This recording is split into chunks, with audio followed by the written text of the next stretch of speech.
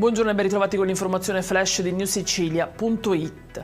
Con le parole dell'arcivescovo Luigi Renna è partita l'uscita del busto reliquiario di Sant'Agata dalla Cammaredda all'alba del giro esterno della festa con l'omelia della Messa dell'Aurora.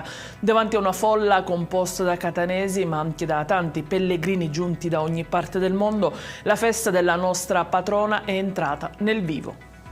Sono 1606 invece gli sfollati di Niscemi, 880 gli edifici in zona rossa.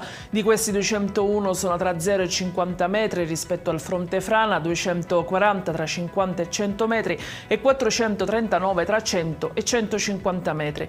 Questi sono i dati emersi dall'ultima riunione del Centro di Coordinamento Soccorsi presieduto dalla prefetta di Caltanissetta Donatella Licia Messina.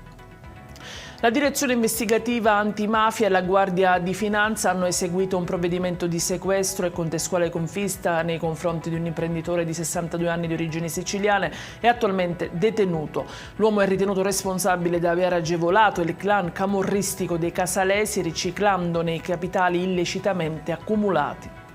Smantellata una piazza di spaccio nel quartiere Noce di Palermo con 5 misure cautelari, le indagini hanno portato allo scoperto numerose cessioni al dettaglio di dosi di hashish e cocaina.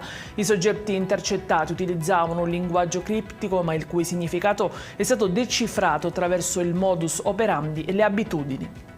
In chiusura la questione Comostro di via Cronato, il presidente dell'Osservatorio Nazionale sulla Pubblica Amministrazione, avvocato Vito Pirrone, su segnalazione del segretario provinciale della CISAL Giovanni Lo Schiavo, ha presentato un formale esposto alla Procura per denunciare la grave situazione in cui versa l'edificio incustodito e che continua ad essere a rischio crolli.